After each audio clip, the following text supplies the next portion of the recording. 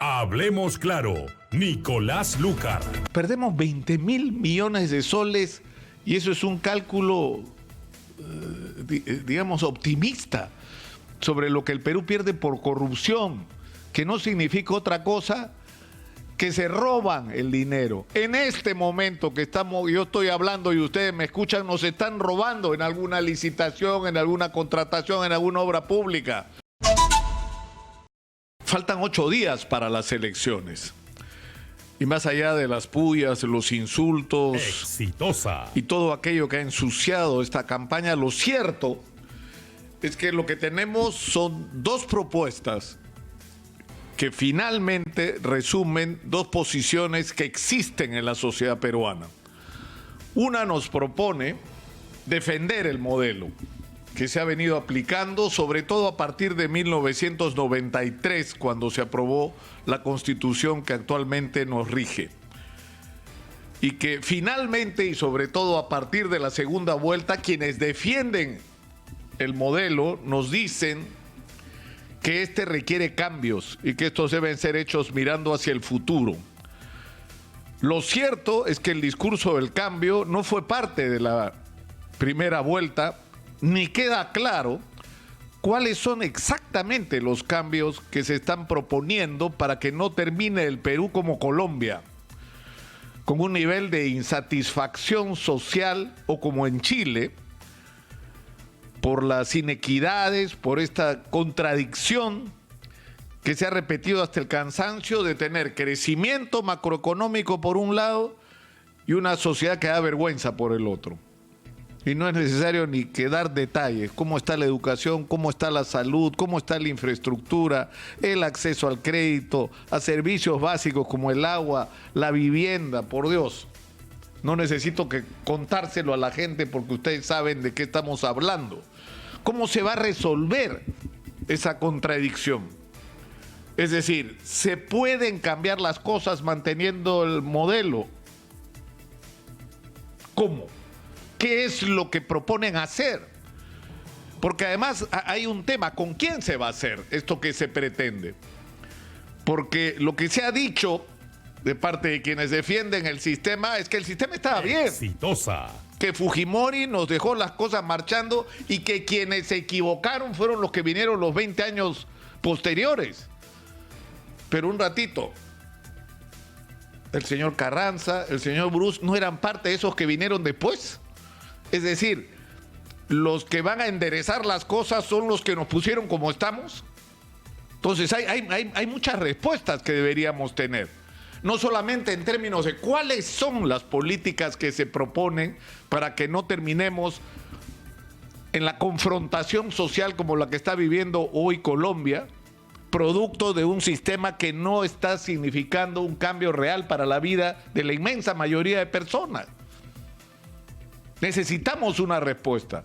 Pero en el otro lado tenemos a quienes cuestionan el modelo, que dicen que este modelo, que lo que ha fallado no es la aplicación ni el papel del Estado o la incapacidad de los funcionarios públicos, lo que ha fallado es el modelo y que este modelo tiene que ser cambiado.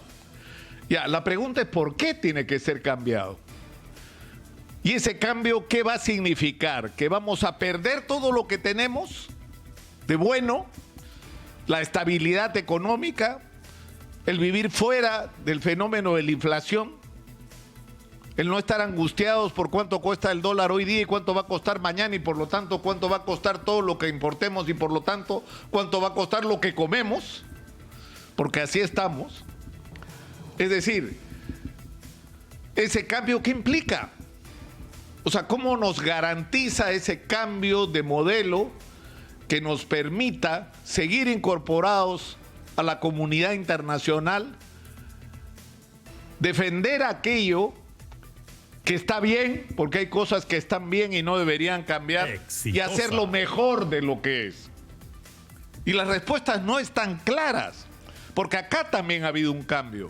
Una cosa es el discurso del programa del señor Vladimir Cerrón y otra cosa es lo que está diciendo, sobre todo en la segunda vuelta, el profesor Pedro Castillo. Pero la pregunta es, finalmente, ¿En qué momento se va a aterrizar esa propuesta? ¿En qué momento vamos a conocer exactamente temas tan delicados como el tratamiento de la inversión extranjera? ¿Cómo va a ser? ¿Los vamos a votar? ¿Vamos a negociar? ¿Qué significa eso de negociar? Exactamente. ¿Con quién lo vamos a hacer? Que es un problema muy importante también. ¿Quiénes son las personas en cuyas manos va a ser puesto el destino del país? Sobre estos temas queremos respuestas el día de mañana los peruanos. Que me pasa a mí y me imagino que le está pasando cada vez a más gente. Estamos hartos del insulto, estamos hartos del odio, estamos hartos de la exclusión de unos a otros. Porque por este camino, ¿dónde vamos a terminar? En una guerra civil. Porque la victoria de uno es simplemente inconcebible por el otro. Inaceptable. No quieren aceptar la derrota del otro. Golpe de Estado, guerra civil, lo que sea, pero no aceptar la victoria del otro. Estamos yendo como por un tubo, una confrontación que nos va a destruir como país. Y lo que queremos los peruanos es respuesta. Estamos en medio de la más grave crisis sanitaria, económica y social de nuestra historia. Y necesitamos respuestas no solamente a estas urgencias, sino a lo que esta pandemia ha mostrado, la necesidad de cambiar las cosas en el Perú, pero cambiarlas bien. Entonces, Exitosa. yo creo que el debate de mañana es fundamental, porque estas interrogantes a las que deberíamos escuchar respuestas y a temas tan trascendentes de los que no se ha hablado como debería en esta campaña electoral, que es el de la corrupción. Perdemos 20 mil millones de soles y eso es un cálculo, digamos, optimista sobre lo que el Perú pierde por corrupción, que no significa otra cosa que se roban el dinero. En este momento que yo estoy hablando y ustedes me escuchan, nos están robando en alguna licitación, en alguna contratación, en alguna obra pública. Porque hoy el problema de la corrupción sigue vigente. Prácticamente no hay contratación ni obra pública en el Perú por la que no se tenga que pagar y por la que funcionarios públicos cobran. Porque así están las cosas. Entonces, ¿cómo van a arreglar eso? Cuando tenemos a la candidata a la presidencia procesada por haber percibido irregularmente dinero para financiar la campaña y todos sabemos cómo es esto del financiamiento de campaña y para qué se entrega dinero. Y tenemos en el otro lado un candidato donde el secretario general del partido, que pretendió además ser candidato a la vicepresidencia, no pudo serlo porque está sentenciado porque mal manejo de los recursos públicos y que no es sino una señal de lo que ha pasado en los gobiernos regionales en el Perú, que han sido una combinación espantosa de ineficiencia y corrupción. ¿Cuál es la respuesta a eso? ¿Cómo se va a resolver este tema? ¿Qué se va a hacer? ¿Vamos a fortalecer la Contraloría? No, pues, eso no es una respuesta. Eso no es una respuesta.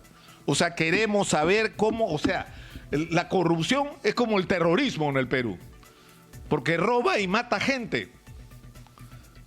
Y deberíamos tener legislaciones draconianas Exitosa. y dejar de tratar con guantes de seda a los corruptos que se ponen a llorar cuando les dan prisión preventiva. Todos, de cualquier signo político, todos son inocentes a la hora que los acusan, todos son víctimas de persecución. Todos deberían estar presos, señor. Todos, de todos los sectores políticos sin excepción.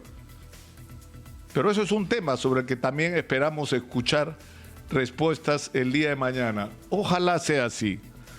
Ojalá sea así. Hablemos claro. Nicolás Lucar.